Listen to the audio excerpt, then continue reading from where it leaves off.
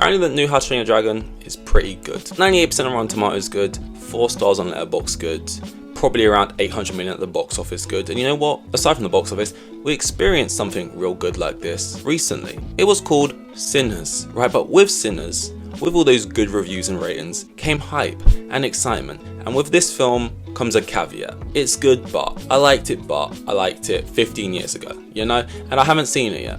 I haven't. I set out a day to go see it, and then I woke up and I couldn't find the motivation. Like, this is homework, you know, to see these films, because these films, right, are either shit or the same. And that is the reality. That's what we have to look forward to. And that is depressing. There's so many videos about these films. Do they justify their existence? Are too many of them bad? Are they just cash grabs? And like, this isn't about if these films are good or bad. To reiterate, it's like, it doesn't even matter, because what good is so uninspired in a way. It kind of more resembles AI. I know that's a reach, but just in the sense that you're giving something a really good prompt and you're just having it shit something out that's like pretty similar, taken from something that was made better. Like, I've read so many reviews for this film, right? And these reviews sit underneath really high ratings that they've given the film, where you'd expect a certain level of excitement. Reading these reviews, you can almost hear the laboured tone in which they were written. Unenthusiasm seeps out of every word. It's like, yeah, it's good. Going to see them is truly just to find out if it's bad. Some people think that these films are killing cinema by killing creativity, and some people think they're saving cinema. I've read that a few times. You know, their existence is keeping theatres open because they make so much money. And although I can logically agree with that second point, to sit here and pretend like the existence of these films is some kind of altruistic endeavor, it just feels like not a reach but a cop out. And I think theaters could stay open with, like, it's just a nihilistic way to think things could be better. And yeah, they're going to keep happening and people are going to keep seeing them. I'll keep seeing them, but in doing so, I'm not going to sit there thinking I'm saving theaters any more so than I'm sitting there thinking I'm probably saving more of these types of movies being made. And, you know, animation has its benefits and it has things that it can use to tell stories that live action can't, but live action also has its benefits that it can use to tell stories, and yet we never lean into any of them when adapting these films. Change the film tonally, keep the essence, but expand on things in a way that would be tricky without doing it in live action. Actually dare to believe that this film's ceiling could be higher than just matching the original. Because if we're not sitting here at the start of all this thinking we could actually make something better, then what is the point?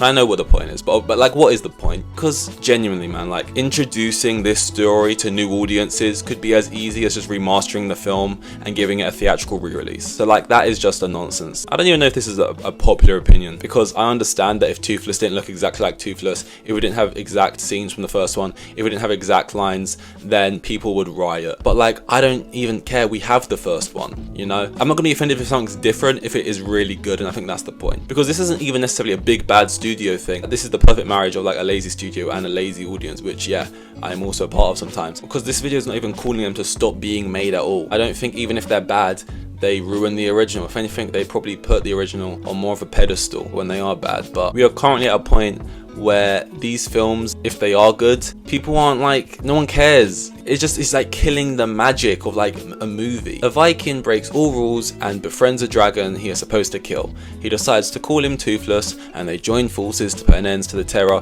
that wreaks havoc in their respective worlds. That is the synopsis. Adapt that synopsis. I'd rather see that. I'd rather see you adapt that synopsis than adapting the first film, if that makes sense, because we have the first film and now we have it again bar for bar. Hey, maybe if we adapt it in a certain way, it won't be as good, and hey, maybe we won't make as much money, but maybe it's better. And that's the point. I could actually find the motivation to go see this new one because I could be walking in with the right level of anticipation, with the idea that I could then be leaving with my new favorite thing, or at least a new fun conversation to talk about the film, other than what it is right now, which is, yeah, but like, we already know what the debate's gonna, what the conversation about this is gonna be. I'll continue to be excited when certain films I like are announced for getting live action remakes. I will, and I'll be excited throughout the casting process because that's always fun. I just hope that hype eventually remains through the trailers and then seeing the actual film, through the film actually taking a swing. And it can miss or it could hit, but just swing. My favorite movie is Ratatouille, and if they announce a live action remake, I'd probably be pretty excited about it. And then I'd probably watch it and it'd be Josh O'Connor in the bad ginger wig interacting with CGI rats, and I'd go, okay, just like have an idea.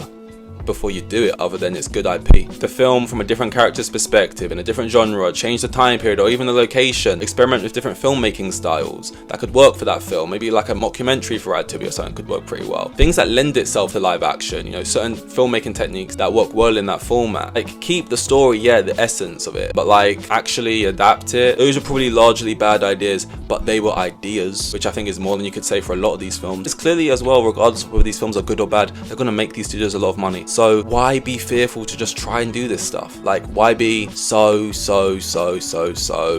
toothless?